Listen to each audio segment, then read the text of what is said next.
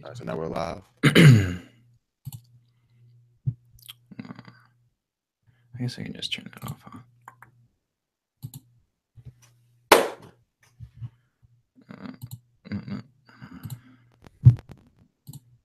All right. And now I need to just. How do I? Where's the chat at? I think I need to do something. And this will be on YouTube, right? Like right now. Yeah. Right. It is. Okay. So, well, I guess Google owns YouTube, so it makes sense.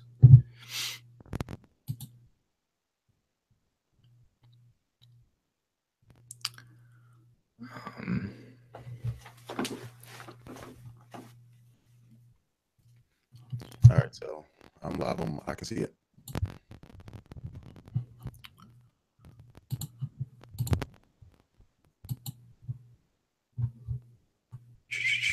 Okay, here's the chat. Pop out.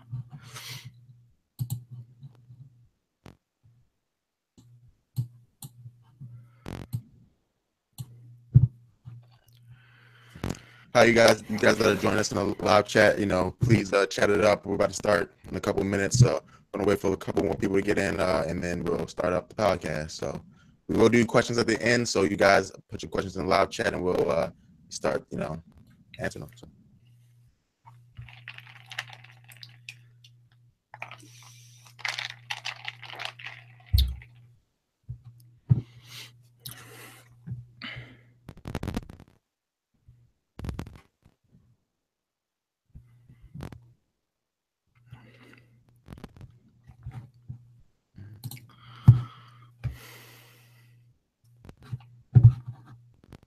All right.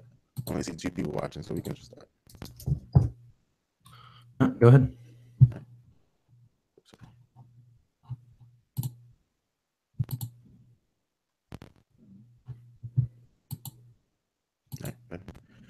Welcome to the Raven Space on YouTube. This is the Raven Space Podcast, episode 4. Thank you guys so much for joining me. If you're not subscribed to the Raven Space on YouTube, please subscribe. And a special shout out to our Patreon subscribers, because without you guys, none of this would be possible. Today, I'm here with Steven. Hey, guys. And we're going to do our first ever live podcast. So if you're in the chat, please drop your questions there. We're going to answer them at the end of the podcast. We have some news topics we're going to discuss. We have a game review from the Ravens versus the Dolphins. And then we have a game preview for next week, the Ravens versus the Buffalo Bills. Like I said, we're going to answer some of you guys' questions in the mailbag. And then we're going to close, but we're ready to have a great show. Anything you want to tell them, Steven? Nah, I think you hit all the points. Cool. We got some great videos on our YouTube, so check that out. And we also have some great articles on theravenspace.com. So we're going to hop into the news. And the first news story we're going to talk about is the Ravens signing Zuta back for 2 years and $4 million. Yeah. It's You like Zuta. How do you feel about that? We released him for a reason. Yeah. And now that he's back, I don't know if I should be happy or should I be worried. But he is an upgrade, in my opinion, over some of the other options at that position. At center? At center, I think. You like him more than Jensen? I don't know Jensen yet. I don't know how Jensen's going to react in the big time game. But I do know Zuta is an average. He's not worse than average. So. Well, like you said, we cut him for a reason. So did the 49ers. How long they had him for? What, 5 months? Maybe less. And they already cut him. So that's not. And they gave away a pick for that. To lose faith that fast doesn't give me faith that he's going to be any better. But considering he knows the team, and even though they've changed things since it was last year, and the fact that. Like you said, he's got that experience. So maybe it's an upgrade there. Depth is depth. We're real thin there. So yeah. So and I just don't know if he's going to be good enough to consistently have a great running game. I hope he is, but I don't really think so in my heart of hearts. I think he's a little bit too small. Oh, Zuta, yeah, I agree. Mm-hmm. And so we're going to move on to the next news. We're going to talk about another signing where the Ravens signed quarterback Thad Lewis to be in the backup competition with Ryan Mallett and Josh Woodrum. Let me know how you feel about that one. Well, I don't know too much about the guy. I know he's been with a lot of teams, and it doesn't give me too much faith in. I don't really know how to feel about this, honestly. The whole quarterback position is worrying me every day this goes on. You got to hope that Flacco's okay, but I'm really worried, and I'm kind of feeling like they aren't telling us everything, and I don't know whether to think. I mean, I don't know who's really out there right now that they can afford. But I hope there's no desperation going on right there. You know what I mean? I hope that this is just a camp arm. I don't think he can beat out Mallett. I don't think he can really beat out Woodrum either, especially at this point. So hopefully he's just a camp arm, but I'm worried that they're kind of thinking they need to do something about the quarterback, especially with the way Mallett's playing. And Mallett's playing terrible, but last game where I only saw Thad come in at the very end with like a minute left in the entire game, it made me feel like, why is he here? Yeah. If you're not going to give him a chance, why did you bring him in? I don't know if it's just to, be a teacher. Maybe he'll get more time in game 3. But, game 3 is the game that you put in the players that you have confidence in. Yeah.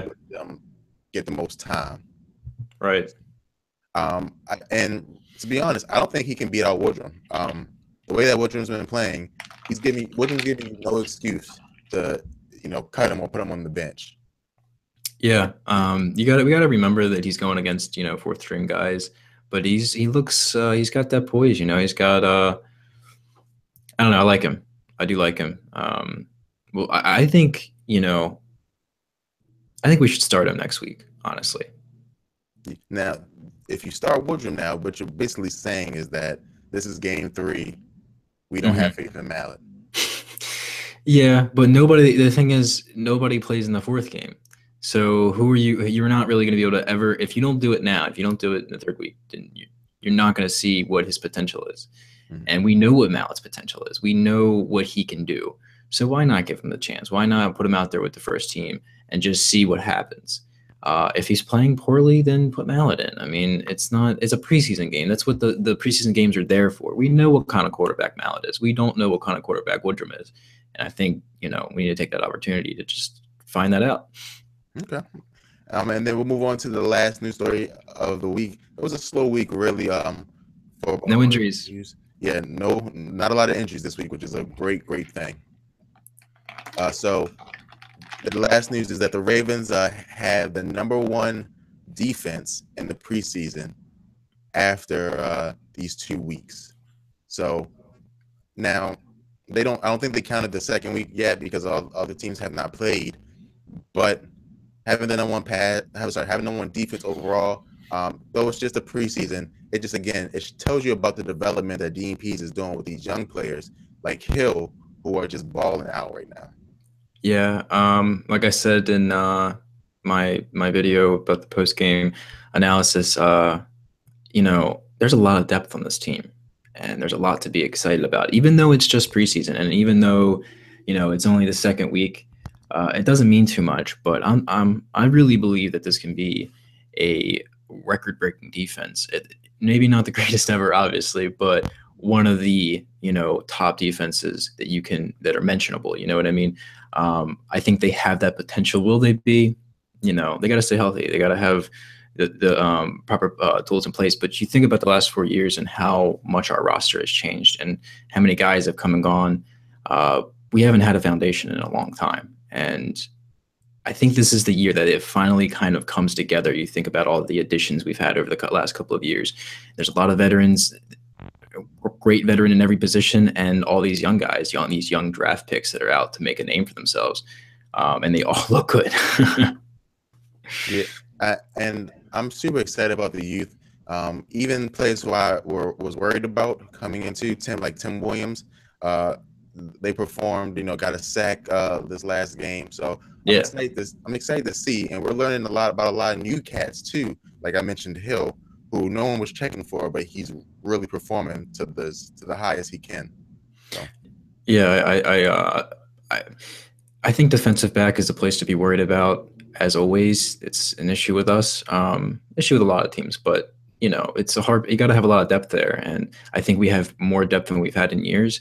And if we can get pressure, it can be any defensive backs back there. They're good enough. They are good enough to as long as the line's getting pressure, they can be a shutdown defense for sure. Cool. And before we get to the game review, we're going to give a special shout out to Ravenspace.com. So you guys in the chat, if you guys watch our videos at all, please check out Ravenspace.com because we also have great articles written by Baltimore Ravens fans that can accompany these videos and add extra depth and extra clarity to any Ravens topic. So again, please check out Ravenspace.com. And now we're going to talk about the game review. So Steven put out an in-depth review on the channel, but we're going to hit a couple of quick points before we move on to the game preview for next week. So, Steven, what are one of your takeaways for this last game? I'm going to go back to the defense again.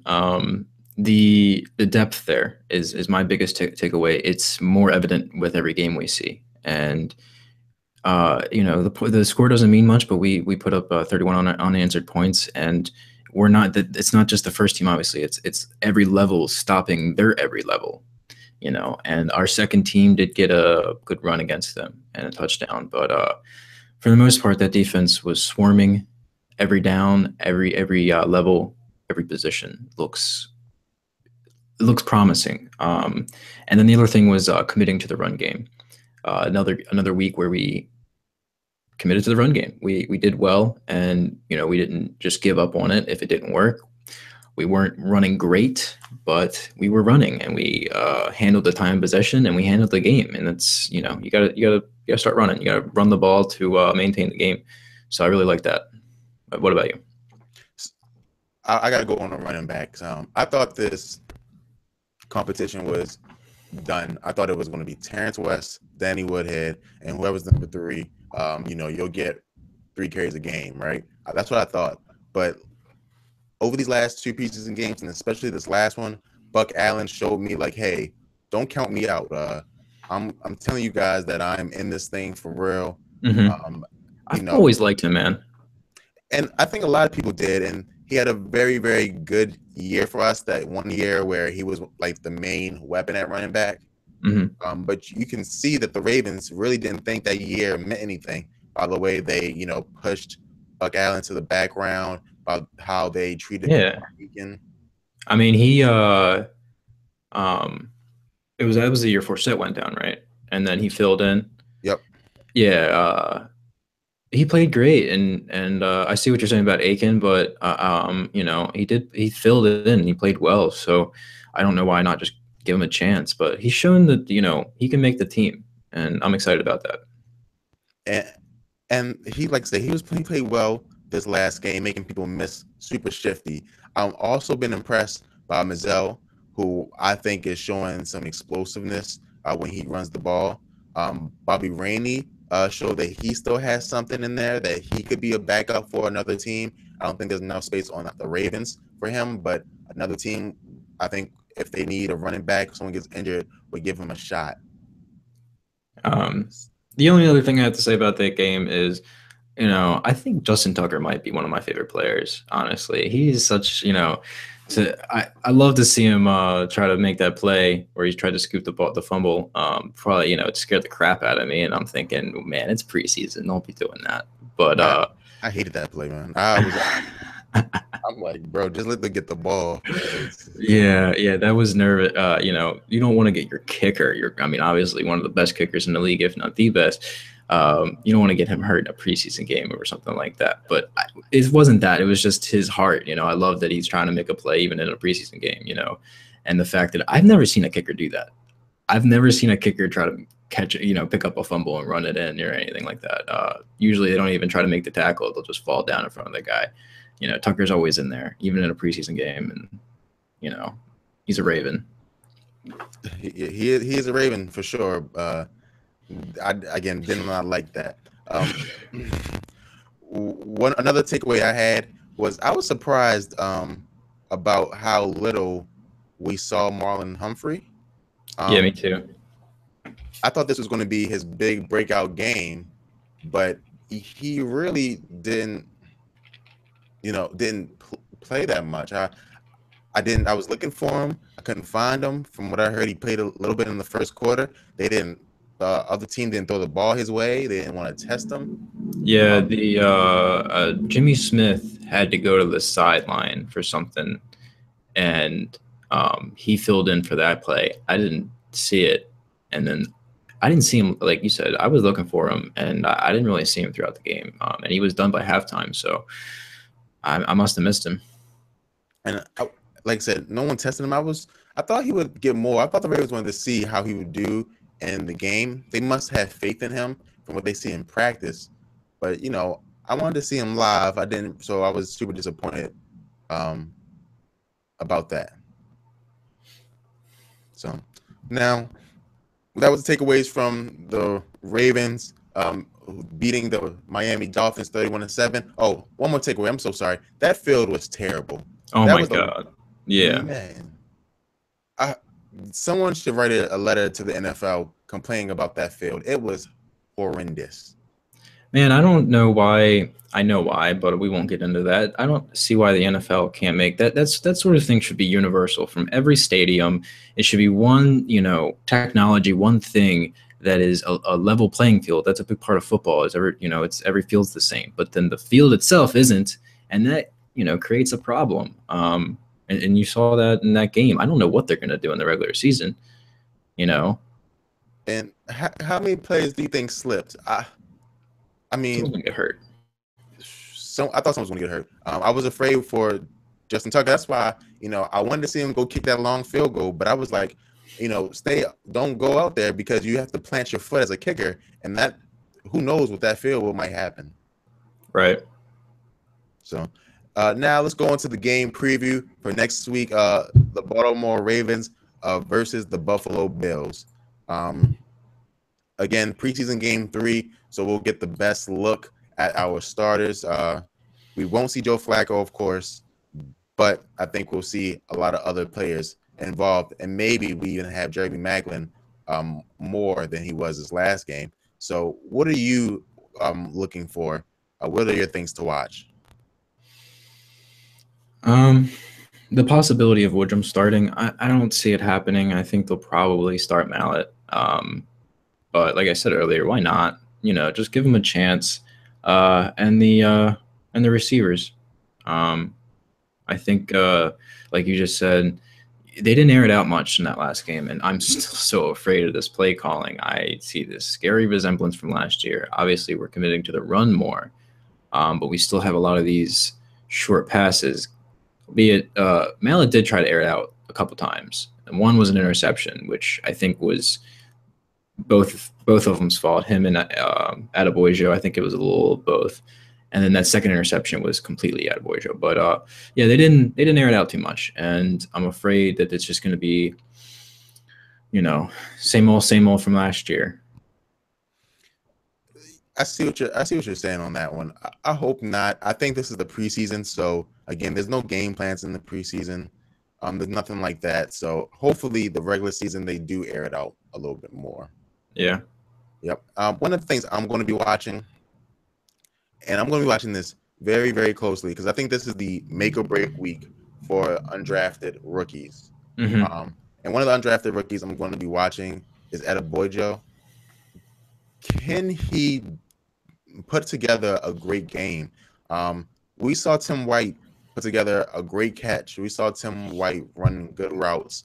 We saw him use them in several different ways: long passes, short passes, wide receiver runs. I want to see Adebojo put together that game that everyone's been talking about in practice. Yeah. Like the last 2 interceptions that we saw Ryan Mallett throw. The first one, which I thought that was a good throw by Ryan Mallett. I thought it was in front of the receiver. I thought if Adebojo would have ran full speed, at the very least, it would have been a contested catch instead of just a easy catch for the cornerback.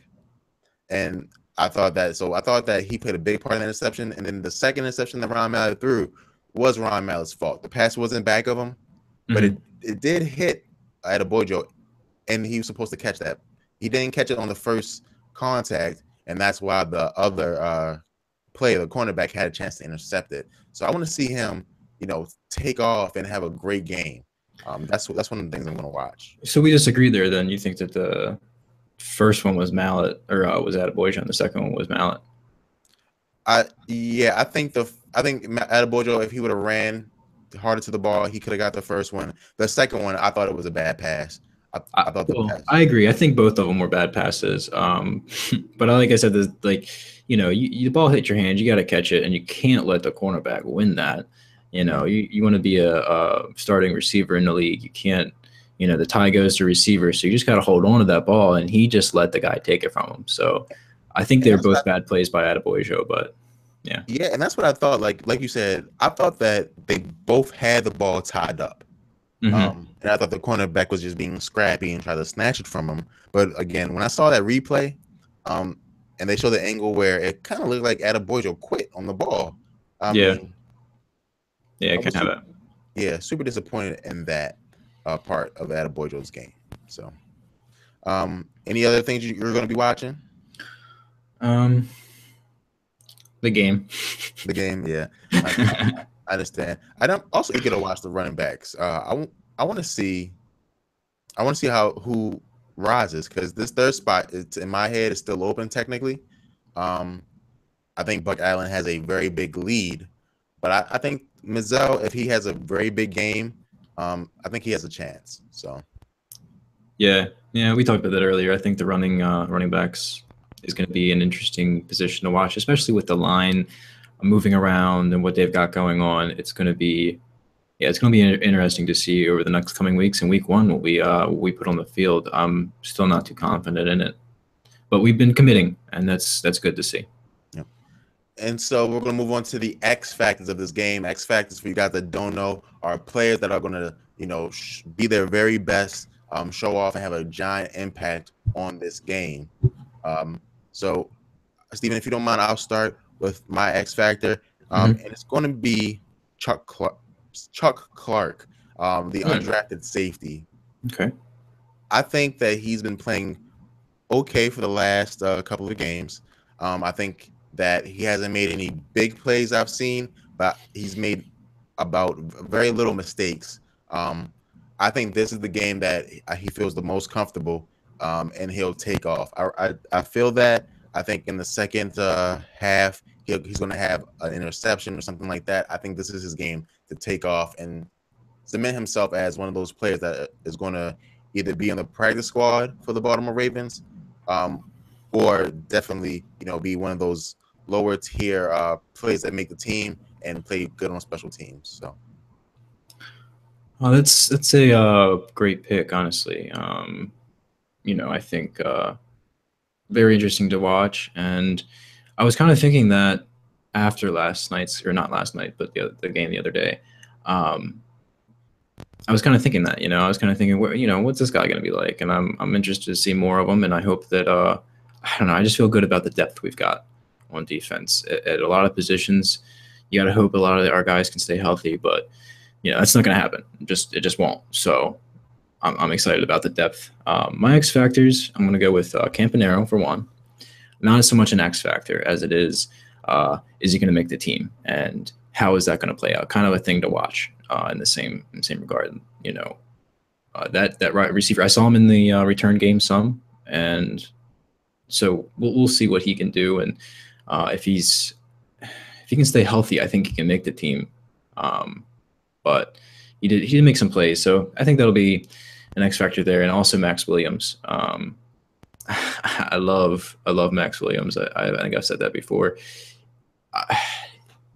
He's one of those guys. He can't stay on the field, but every time he's on the field, he makes plays. And I saw some people kind of surprised by it, and I think it's a little surprising from his injury.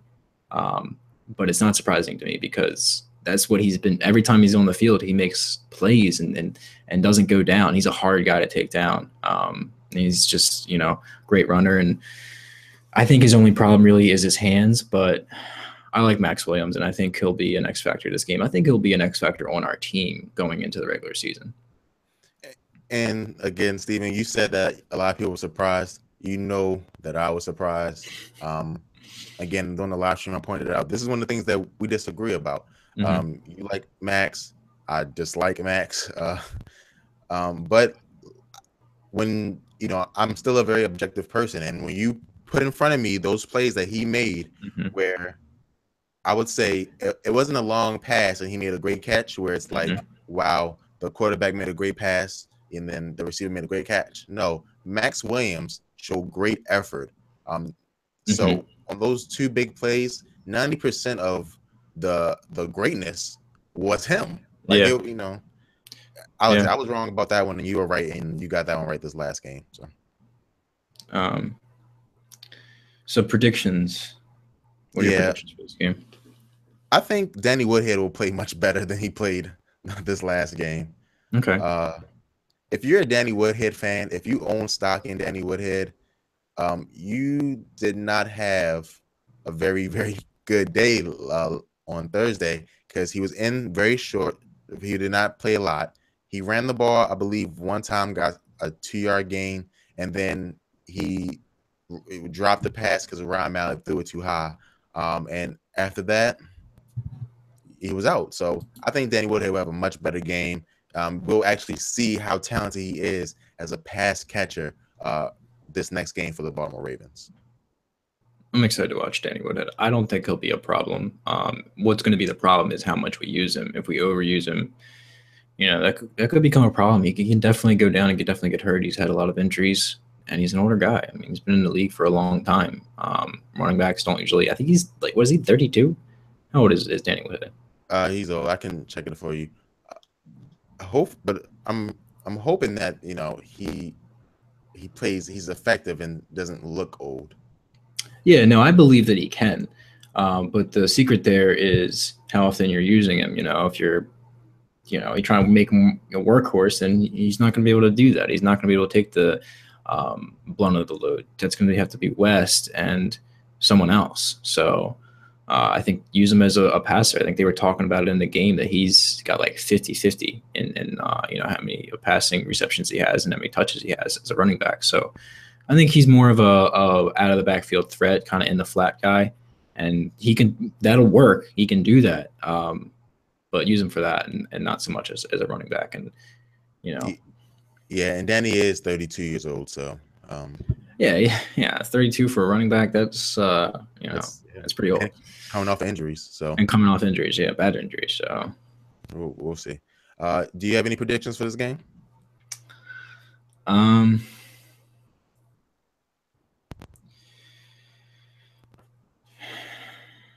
Well, I was wrong about last week's prediction.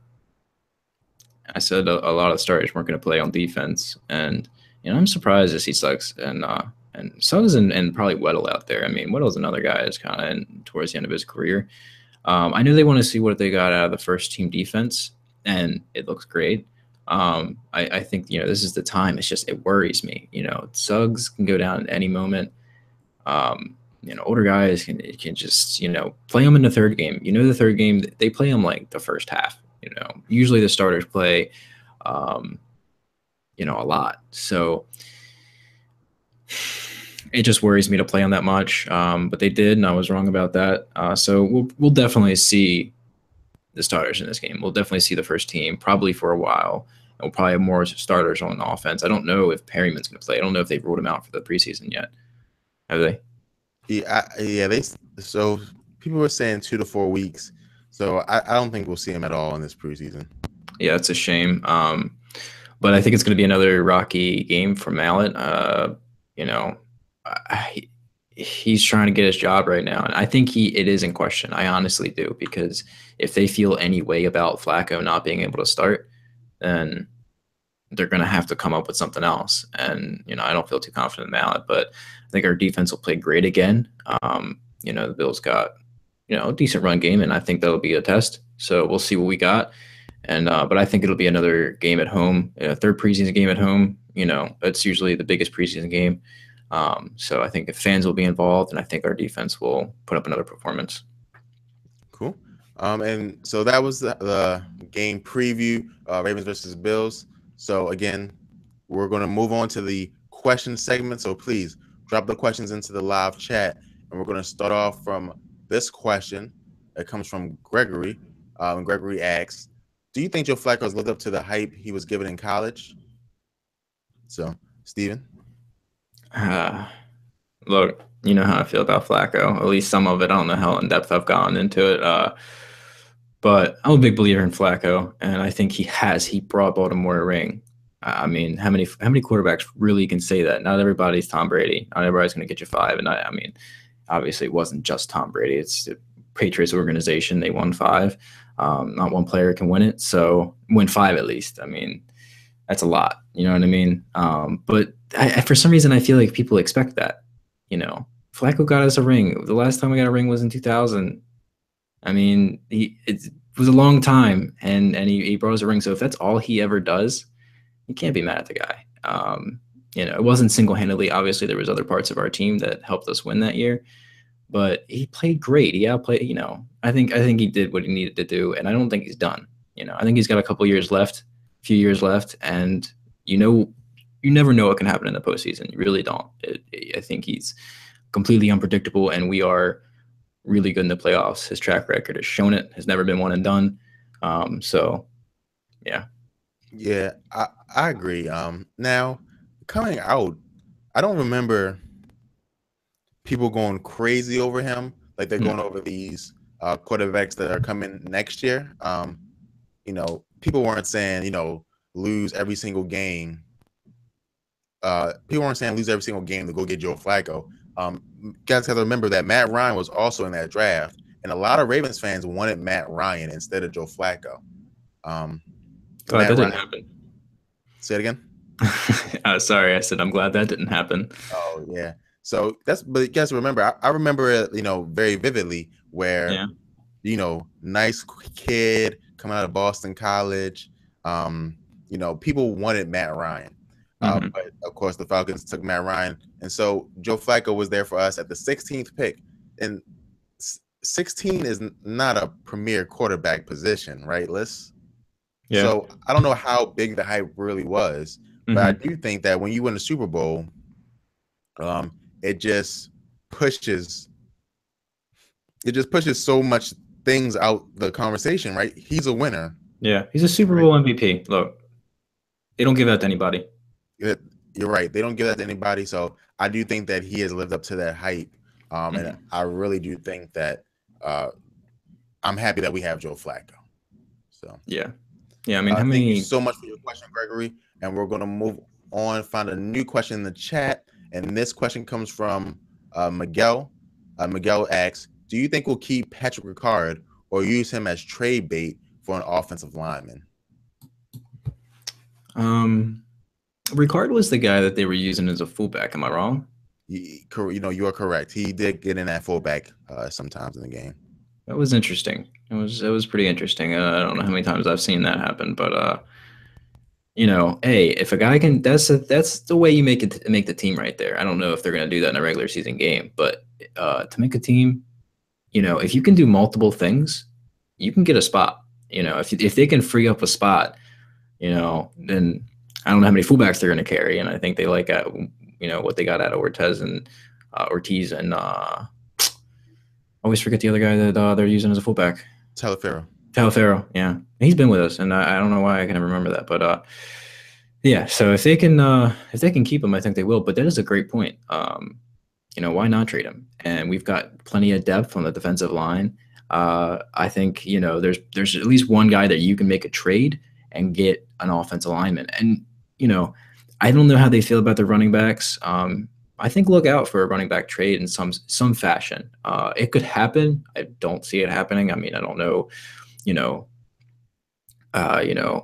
who's out there that we could really trade for. How many teams are, you know, looking to give up a guy? But you never know. You really never know. The roster's not set until the season starts. So I think it could happen. But we'll probably go after another lineman. I would hope. I think, you know, the line needs to be steady. If the line's steady, our running back will be good. Yeah. Uh, I agree. Now it could be Ricard, it could be another defensive lineman. Um, there's some guys that are definitely safe, like Pierce, Williams, Urban. Those guys Yeah. are safe, Hmm. right? Let's not even talk about those. But guys like Carl Davis, um, I think they are people who that can can lose their job by being traded. I don't. I'm worried about. I'm worried about that. Now I think receiver is a position also that the Ravens may try to get. Hmm. Um, because I don't think they have confidence in Campanero. And Campanero right now is the fourth receiver. That's just the truth. He's Hmm. played the best out of all those other receivers. We haven't seen a lot of more. Um, Tim White had a chance. Uh, uh, Attaboy Joe is not playing well. So I do think that that someone can be traded, but I think that we might not go get an offensive lineman. We might go get a receiver. So Hey, that's a great point. I definitely think Moore has a team has a spot, and I definitely think that Camp can get a spot. Like you said, I don't think they're too confident in the guy. But you're also forgetting about guys like Keenan Reynolds. Can they really make the team? Chris Matthews, can he make the team?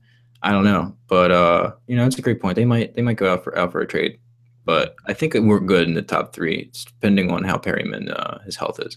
yep. So we have a question here from UD3Y23.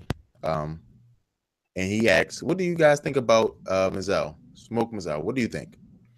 It's hard to tell. I don't. Our run game is shoddy at best, and I mean, the line didn't give up a sack last week or the last game, and they didn't look great. There was some pressure, but it didn't look terrible. As far as the run game goes, though, you still got guys in the backfield before a runner even gets to the line of scrimmage. You can't be doing that. You got to be able to set up blocks. You got to block downfield. You know, uh, However, I think that Mazzel's look good, and Allen's look good. I think they're definitely pushing for to make a spot on the team. I like both of them, so we'll see. Okay. And Mizell, I'm impressed. I think he's quick. I think he's showing that explosiveness that you expect from a younger running back. Uh, he's not slow. He's not, looking for his angles. He goes, he hits Hmm. it. And sometimes he makes bad decisions. We see sometimes he runs into the back of his lineman, Hmm. but there's a lot of times where he breaks through and gets extra yards because he always falls forward. And I think that that's something that I really, really do like about Mizzo. I think that before Buck Allen's big game, I thought he had a chance of making the team, but now I definitely think that he will be on the practice squad if he doesn't make the team. But I'm really worried that another team will try to take him and try to coach him up. So, but I do think that he's a good player. He plays like a young player should with that energy and vibrance. So, It's a great point. um, yep. And we'll take one more question. Thank you guys so much in the chat for dropping these questions in for the podcast. And this question comes from Allo Inferno. Um, and he asks, do you think we'll still take Ryan Matthews out of free agency? Um, I doubt it. I don't know how old Ryan Matthews is, but I know he's up there. He's been in the league for a few years, and injuries, from what I've heard, is has plagued his career as of late. And I've also heard that he's got a pretty high fumble, percentage. So not for those reasons. Uh, I feel like if they're, I feel like I would see either them waiting until the cut down, or a trade. Um, Hey, I mean, Zuda surprised me though, so I really don't know. It can happen, but I don't see it happening. I really don't. I don't think that's the kind of player they're looking for. Yeah. And so Ryan Matthews is 29 years old. Um, So, again, 30 is usually the age for running backs where people start having concerns about them. But I think the biggest thing that you mentioned was the fumbles. Um, the Ravens hate fumbles, especially from running backs. Yeah. If you fumble as a running back on the Ravens in a regular season game, you hit the bench automatically. Other coaches do that, like a Belichick. Fumbles kill your team. Lots of teams look at the running game as a pace game where you build it up, and a fumble completely takes you out of that. And no coach wants fumbles from the running back. Okay, passing game is looked at more like a high risk game. Where things can happen, like interceptions. Of course, you don't want those things, but you understand those things happen. But the running game, you are never supposed to give away a ball. Right, exactly. That's a great point. You're a running back, you got to hold on to that. And so, if I don't think they'll do it because he fumbles too much, but Ryan Mathews, I know he has some talent in those legs. But does he still have that talent at 29? And if he does have that talent, is it worth the fumbles that he's going to bring? So. Exactly. I mean, I personally, I like Brian Mathews. I always thought he was a good running back. And, but like you said, he's towards the end of his career and the fumble thing. And, the Ravens don't want that. Plus the money. I mean, how much money would he be looking for? I mean, I don't know what our cap is right now, right this moment, especially after that Zuda signing. I know we had like 10, I think. Yeah. I don't think that's somebody to go after. But I really do see the possibility of a running back trade or another signing. But I also see a lineman and also see a receiver. So, we don't know. It's hard to say. So thank you so much, Steven. This is the end of the podcast. Thank you guys so much in the live chat. Please subscribe to Raven Space on YouTube if you're not yet subscribed. Also, check out our Patreon page where you guys can help support independent media. So thank you guys so much. Also, we are going to start having guests on the podcast. So on Monday's episode of Raven Space Daily, I will tell you guys exactly how to become a guest on the podcast. I'll tell you the times that we're going to do the podcast. I'm going to tell you where to email in order to get that chance. So we're first going to go to Patreon subscribers. So if you're a Patreon subscriber at any level, you will have first dibs. After that, we're going to open it up for you guys, the entire Raven Space community, and you guys will also get a chance. So again, thank you so much, Steven. Thank you. Again, this has been episode 4 of the Raven Space podcast. We do the best Baltimore Ravens content on the internet. So subscribe. Thank you guys so much, and go Ravens.